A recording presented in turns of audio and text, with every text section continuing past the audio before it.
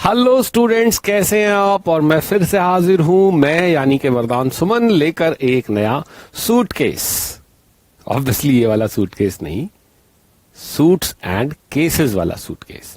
और आज जिस हम केस की बात कर रहे हैं वो है ESI corporation Orissa region versus Gujarat cooperative milk marketing federation limited. जी सही पहचाना, वही अमूल वाला Gujarat cooperative milk marketing federation limited.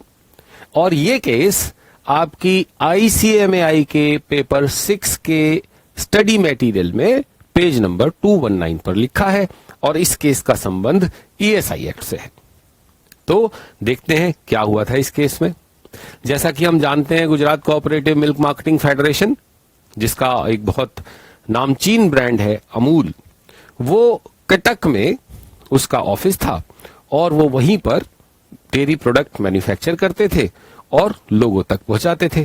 लोगों तक पहुंचाने के लिए उन्होंने एक C&F अपॉइंट किया हुआ था जिसका नाम था Lakshmi agency. Lakshmi agency dairy products को उन लोगों तक पहुंचाती थी जिन लोगों को वो डेयरी प्रोडक्ट खरीदने हैं। अब हुआ क्या, इस पर नजर पड़ी ईएसआई कॉरपोरेशन की। ईएसआई कॉरपोरेशन ने कहा कि भाई आप लोगों को, दोनों को, यानी कि अमूल को भी और लक्ष्मी एजेंसी को भी, दोनों को जोड़कर देखा जाएगा, क्योंकि आप लोग अलग अलग नहीं है, एक ही एजेंसी है। आप लोग एक दूसरे के लिए ही काम कर रहे हैं। आपके एम्प्लॉइज को जोड़कर टोटल करके देखा जाएगा कि 20 हो रहे हैं या नहीं। तो उन्होंने ये जो नोटिस है उसकी एक कॉपी अमूल को भेज दी, जिसको कहा गया कि आप प्रिंसिपल एम्प्लॉयर हैं, और एक कॉपी भेज दी लक्ष्मी एजेंसी को, जिसको कहा कि आप इमीडिएट एम्प्लॉयर हैं। मतलब जो एम्प्लॉइज लक्ष्मी एजेंसी में काम करते हैं उनको भी मान लिया गया कि वो अमूल के ही एम्प्लॉइज हैं। इस तरह से दोनों के एम्प्लॉइज को अगर टोटल कर दे तो संख्या 20 के पार निकल जाती है और इस तरीके से अमूल ईएसआई एक्ट में कवर हो जाती है।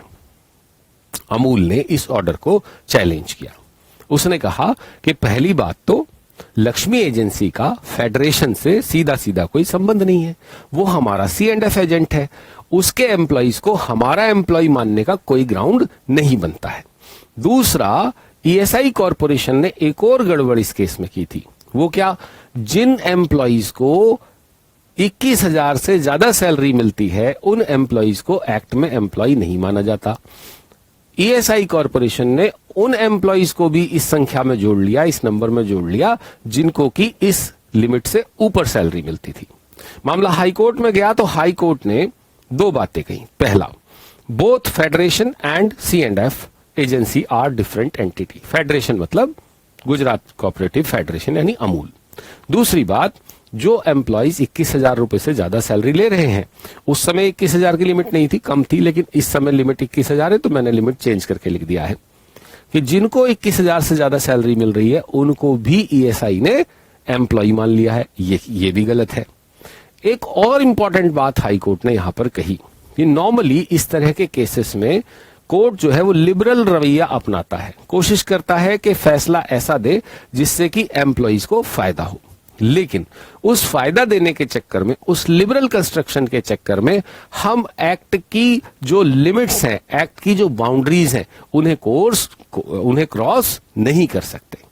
यानी कि एम्प्लॉइज को टोटल करने का कोई विचार ही नहीं है, ये विचार ही गलत है, ये बिल्कुल लॉ में स्टैंड नहीं करता। दूसरी बात, उन एम्प्लॉइज को भी इस गिनती में शामिल करना जो कि एम्प्लॉइज की लिमिट से एक्सीडिंग सैलरी ड्रॉ कर रहे हैं, वो भी ईएसआई कॉरपोरेशन द्वारा गलत किया गया है।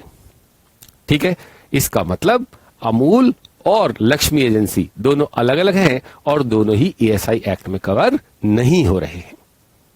तो कैसा लगा स्टूडेंट्स आपको ये सूटकेस? उम्मीद है आपको हमारा सूटकेस पसंद आया होगा।